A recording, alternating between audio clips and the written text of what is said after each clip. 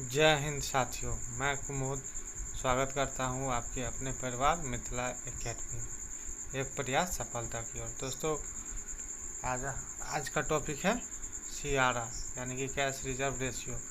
Topic शुरू करने से पहले अगर आप इस चैनल पर नए हैं तो चैनल को सब्सक्राइब करें, साथ ही लाइक और शेयर करना न भूलें। तो दोस्तों, आप शुरू करते हैं। आज की टॉपिक क्या है? नगद आरक्षित अनुपात। यह क्या होता है? वह अनुपात जिसका कुछ भाग प्रत्येक बैंक अपनी शुद्ध जमा राशि का भारतीय रिजर्व बैंक के पास नगद के रूप में जमा रखता है, यानी NDTL। वह आरक्षित अनुपात कहलाता है। NDTL का मतलब होता है नेट डिपॉजिट टाइम लायबिलिटी। कहने का मतलब बैंक जमा करता है किसके पास?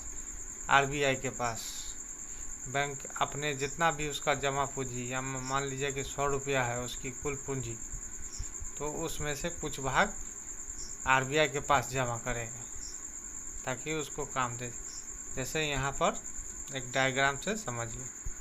RBI बैंक कस्टमर कौन होता है? आप। तो यहाँ क्या किया है? NDTL का अनुपात RBI के पास जमा रखता है। जैसे कि बैंक के पास 100 रुपया है तो RBI के पास RBI का एक परसेंटेज होता है, वो हम आगे चर्चा करेंगे। वो मान लीजिए कि 100 रुपया NDTL जमा किया तो CRR 5% उसको काटा तो कितने का लोन देगा? वो 95 रुपये का। अब आगे जानते हैं।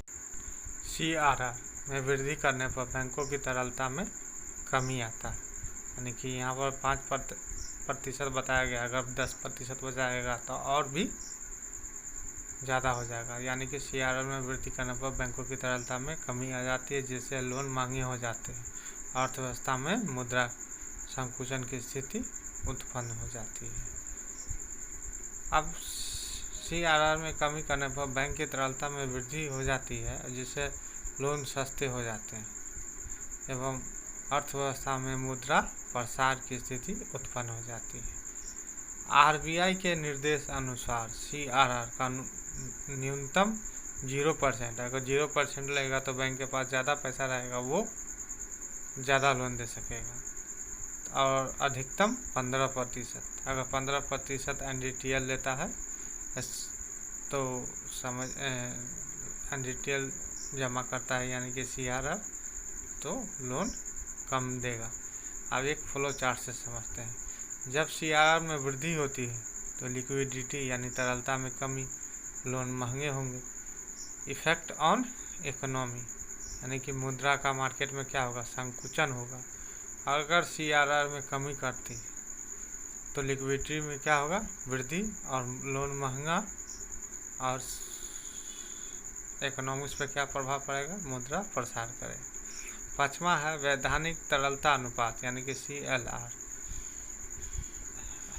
Statutory liquidity ratio.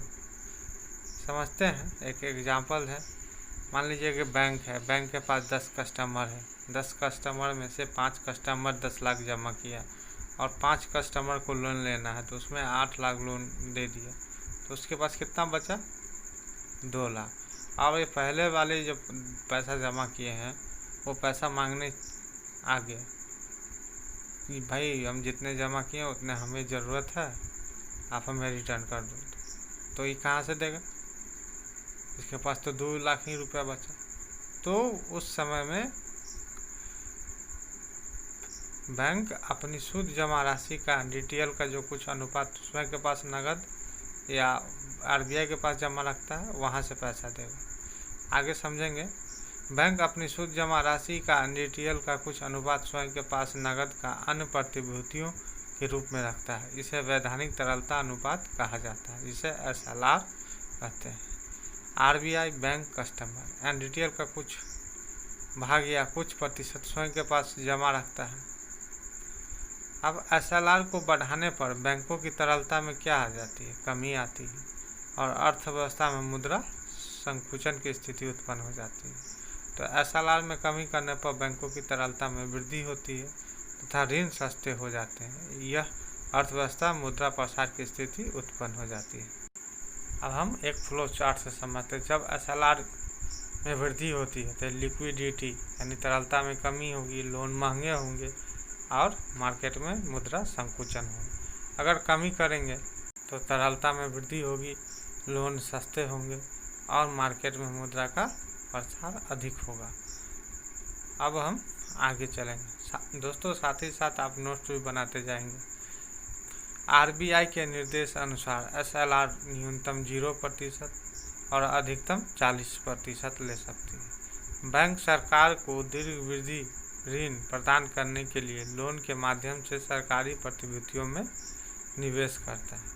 नोट अल्पावधि ऋण देने के लिए बैंक ट्रेजरी बिल खरीदता है सरकार से। यह वर्तमान में 15% पर। अब अगला जानेंगे छठा, खुले बाजार की क्रिया यानी OMO यानी ओपन मार्केट ऑपरेशन। ये क्या होता है? यह ऐसी क्रिया जिसके माध्यम से RBI सरकार प्रतिभूतियों का क्रय विक्रय करता है। इसकी दो स्थितियाँ होती है। पहली प्रतिभूति क्रय करना, अर्थव्यवस्था में मुद्रा की तरलता में वृद्धि हो जाती है तथा अर्थव्यवस्था में मुद्रा प्रसार की स्थिति उत्पन्न हो जाती है। तो दोस्तों, और दूसरी स्थिति के बारे में जानेंगे। दूसरा होता है प्रतिभूतियों का विक्रय करना, यानी अर्थव्यवस्था में मुद्रा की तरलता में कमी हो जाती है तथा अर्थव्यवस्था में मुद्रा संकुचन की स्थिति उत्पन्न हो जाती है। ये होता है और उद्देश्य इसका होता है अर्थव्यवस्था की साख नियंत्रण करने के लिए। जैसे प्रतिभूति को बेचा बैंक या जनता के द्वारा, इसमें क्या होगा? तरलता में वृद्धि हो जाएगा और इकोनॉमिक पर प्रभाव क्या पड़ेगा? संकुचन हो जाएगा। और बेचेगा, अगर खरीदेगा, सॉरी मिस्टेक हो गया, खरीदेगा तो क्या होगा? बैंक किससे? बैंक या जनता से। तो क्या होगा? तरलता में वृद्धि होगा और प्रसार में भी वृद्धि होगा। गिल्ट एज बाजार के बारे में जानते हैं। वह बाजार जहां पर RBI द्वारा सरकारी प्रतिभूतियों का क्रय विक्रय किया जाता है। सातवां है सीमांत अस्थायी सुविधा। इसको हम MSF कहते हैं। यह 2011 में यानी कि रीजनल स्टैंडिंग फैसिलिटी। यह एक ऐसी सुविधा है जो किसी भी बैंक को RBI से अति अल्पकाल के लिए ऋण की सुविधा प्रदान करती है। MSF बैंक द्वारा अति तरलता की स्थिति या दोपहर बाद नकदी की जरूरत पड़ने पर प्रयोग किया जाता है। बैंक यानी कि MSF के जरिए एक रात के लिए भी लोन ले सकता है और ऋण की रकम न्यूनतम कितना होता है? तो 1 करोड़ रुपया, उससे ज़्यादा नहीं। हम आगे जानते हैं इसके बारे में। अब MSF सभी कार्य दिवस पर शाम 3:30 बजे से लेकर 4:30 बजे तक उपलब्ध रहता है। इस सुविधा की शुरुआत 2011 में हुआ। वर्तमान में MSF दर 4.65 है। यह बैंकिंग प्रणाली के चलन निधि झटकों के खिलाफ सुरक्षा बल प्रदान करता है। आप जानेंगे MR यानी कि मार्जिन रिक्वायरमेंट क्या है? मार्जिन रिक्वायरमेंट क्या है? सीमांत आवश्यकता यानी बैंक ऋण लेने वाले को कुछ संपत्तियों के बदले ऋण प्रदान करता है। बंधक रखी गई संपत्ति तथा ऋण के बीच के अंतर को सीमांत आवश्यकता कहा जाता है। RBI जिस क्षेत्र में ऋण का प्रवाह बढ़ाना चाहता है वहाँ MR घटाता है और जिस क्षेत्र में बढ़ाना चाहता है वहाँ MR बढ़ाता है। अब आते हैं साख की राशनिंग। इसके माध्यम से RBI द्वारा बैंकों के ऋण देने का कोटा निर्धारित किया जाता है। सभी वाणिज्य बैंक ऋण का 40% प्राथमिकता प्राप्त क्षेत्र को देंगे तथा न्यूनतम 40% जो बचेगा उसका 18% कृषि को दिया जाएगा। इसका पालन न करने पर RBI बैंकों का लाइसेंस रद्द कर सकता है या ऋण देना बंद कर सकता है। कुछ अन्य दरें के बारे में जानेंगे। प्रधान उधार दर, इसको हम प्राइम लीडिंग रेट कहते हैं, यानी कि PLR। इसको ट्रेडमार्क रेट भी कहते हैं। यह वह दर जिस पर बैंक अपने विश्वसनीय ग्राहक को ऋण देता है, यह एक न्यूनतम दर होता है। दूसरा होता है इसमें आधार दर, जुलाई 2010 से लागू किया गया।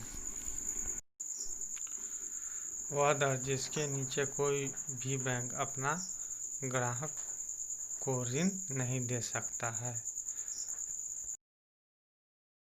नरसिम्हन समिति स्थापना 1991 एवं दूसरी बार 1998 में किया गया। उद्देश्य बैंक क्षेत्र में सुधार लाने के लिए। प्रमुख संस्तुतियाँ के बारे में जानेंगे।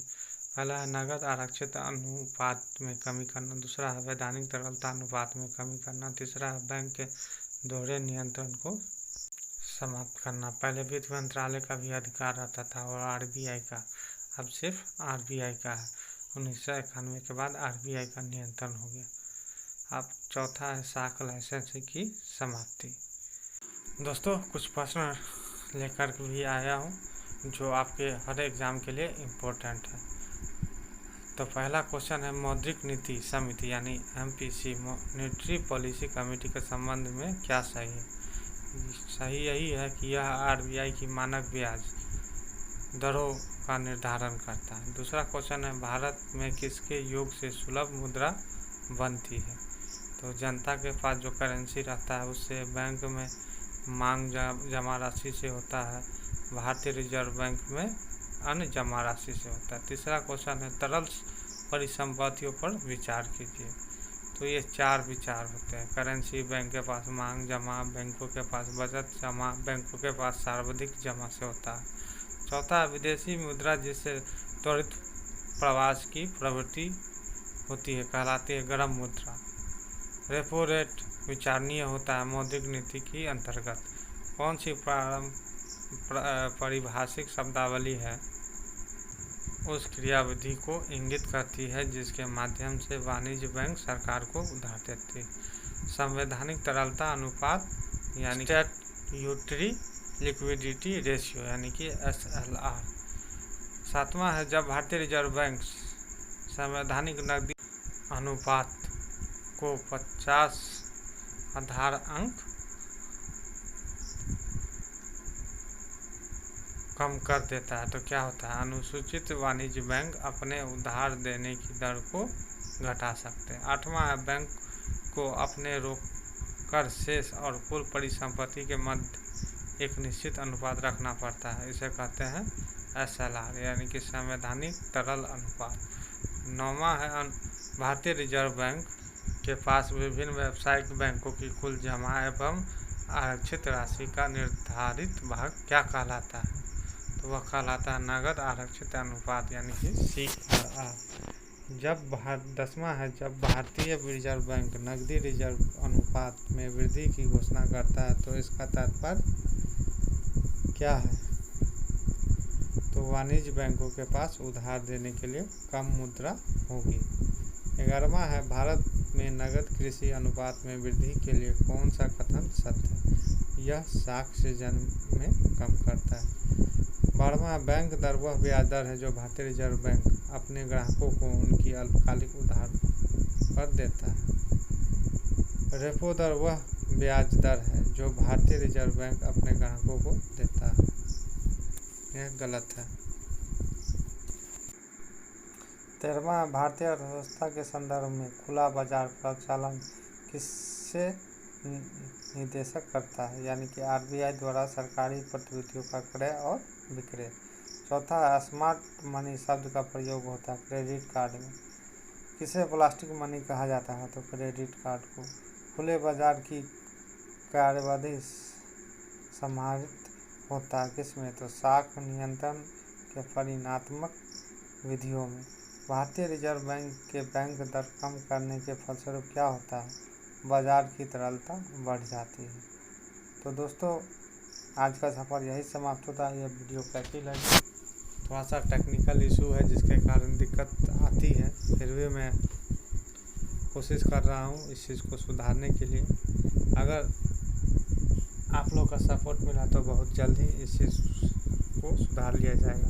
तो दोस्तों यह वीडियो कैसी लगी आप हमें कमेंट्स के माध्यम से ज़रूर बताइएगा, और साथ ही साथ नोट्स भी बनाते जाइएगा। आपको ये हर एग्ज़ाम में काम देगा, मतलब 100% यहीं से प्रश्न पूछेगा, कोई भी क्वेश्चन बाहर नहीं जाएगा। साथ ही साथ नोट्स भी बनाते जाएंगे और रिवीजन भी करते जाएंगे। दोस्तों, ये वीडियो कैसा लगा आप कमेंट्स के माध्यम से ज़रूर बताइएगा।